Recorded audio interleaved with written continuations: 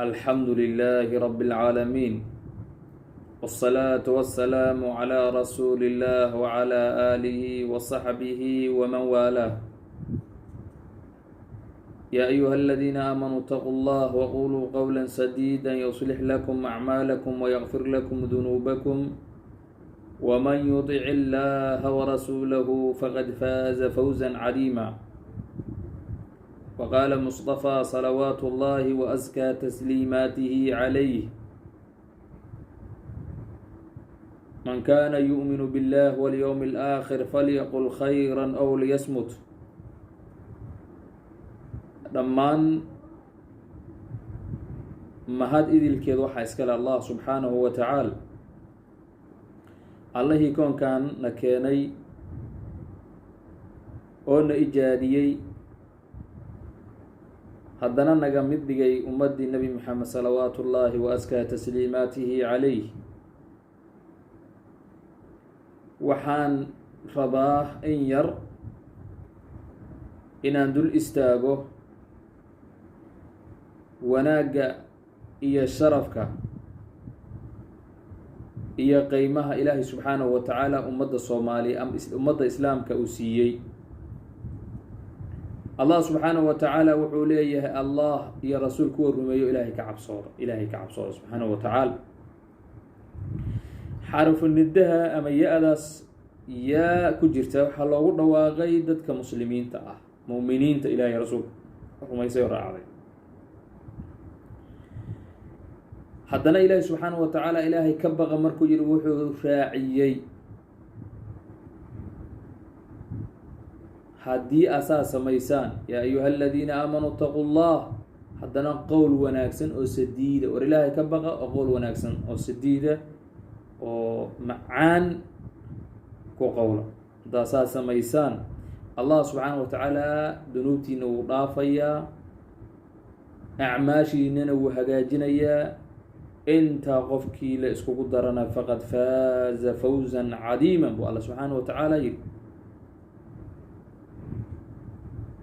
yaa loogu bishaareeyay ilaahay markaan ka cabsoono subxaanahu wa tacaala haddana qowl wanaagsan mar walba aan ku qowno xantii iyo beentii iyo isku dirkii iyo xaasidnimadii iyo ma garanaysaa aan iska dhaafno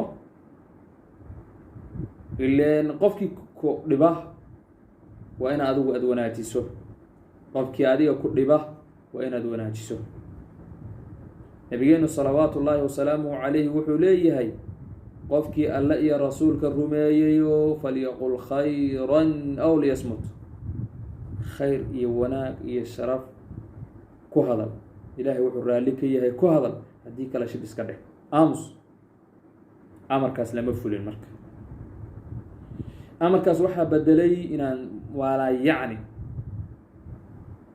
aan iskaga dhex jirno maalaa yacni ila waa garanaysaa qofku hadduu hadda aamusan yahay xishoodkii ka bato ilaahay wuu ka xishoonayo subxaanahu wa tacaala isleeyahay malaa'ig baa garbahaaga saaran waxaa doonta haskaga hadlin dad baa waxay qaadanayaan intooda badan inuu yahay qofkan doqon ama bahluul waa bahluul bay leeyihin hebel ma hadlo waa bahluul tacliimu mutacalim kitaabka la yidhaahdo oo ka sheekeeyay adabka muxuu yidhi markuu ka sheekeynayay assukuut salaama aamusnaantu waa nabadgelyo waa meesha soomaalidu ka dhahdo nin aamusan lama xujeeyo meesha soomaalidu ka dhahdo nabigeena calayhi salaatu wasalaam wuxuu leeyahay alisticdaad liyowm almiicaad kitaabka imaamu lqazaali wuxuu ku leeyahay laba khasladood wax ka wanaagsan ma lehan ilaah oo aan loo shariig yeelin wax ka wanaagsan ma leh ummadoo la anfacana wax ka wanaagsan ma leh ummadoo la anfaco ciyaar ma aha waa in ummadda lagu anfacaa diin iyo hadal wanaagsan iyo gacantaada wax ka bicisid iyo islaaxu bayna annaas wax ka wanaagsan lama arko xadkii iyo wax walba waxa ka horeeya wanaagga inaad ka shaqaysid laba khasladoodna wax ka xun lama arko labadaa khasladood waxaa weeyaan ilaahoo loo shariig yeelo ilaahay naga ilaali subxaanahu wa tacaala iyo ummadoo la dhibo. waa laba khasladood oo nabigeenu ku tilmaamay inay yihiin waxaan fiicnayn. marka ilaahay subxaanahu wa tacaala waxaan weydiisanaynaa kuwa dadkooda iyo diinkooda anfaca ilaahay subxaanahu wa tacaala naga yeelo. waxaan kusoo gabagabaynaya nabigeena calayhi salaatu wasalaam isla kitaabkaas imaamu Ghazali al-Isticdaad wuxuu ku leeyahay waadiga cadaabeed wuxuu u sugnaaday qofka hawadiisu hor socoto. waadiga cadaabeed kaasuu u sugnaaday nabigeena calayhi salaatu wasalaam. hawadiisii baa hogaaminaysa, caqligiisiina dib u mariyey, kaasaa waadiga cadaabeed galayo nabigeena calayhi salaatu wasalaam. nabigeena calayhi salaatu wasalaam wuxuu leeyahay laanta janna ama fardowsa jannatulfardows alaclaa waxaa gelaya qofka caqligiisu hogaamiyo hawadiisuna ay ka dambayso. saasuu nabiga calayhi salaatu wasalaam noo sheegay. maa sha allah.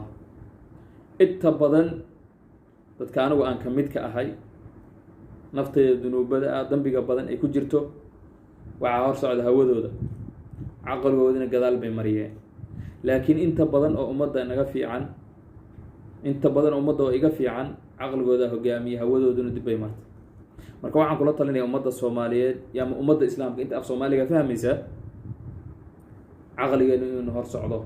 sababtoo waxa weeyaan nabigeena calayhi salaatu wasalaam 4 xaalo wuxuu ku tilmaamay inay tahay jawhar. afarta jawharta oo quruxda badan oo macaanka ana waxaa kaa qaadi karta 4 xaalo. caqligu waa jawhar, waa dahab. diinku waa dahab. xishoodku waa dahab. camalka saalixana waa dahab. laakiin caqliga maxaa kaa qaada caro, camalka saalixa maxaa kaa qaada xan, diinkii maxaa kaa qaada xaasidnimo, xishoodkii maxaa kaa qaada hunguri, insha allah. marka waxaan isku amraynaa inaan noqono kuwa mar walba ilaahay tawaaduca subxaanahu wa tacaala. ilaahay inoo isu bihimbihiya. bisha Ramadaan baan igu soo dhawaatay. bisha Ramadaan ilaahay kuu ka faa'iidaysta oo barwaaqo ku gaara oo maaragtay jirkooda maaragtay ka ilaaliya waxyaalaha insha Allah laga yeelo. Asalaamu calaykum waraxmatullaahi wa barakaatuh.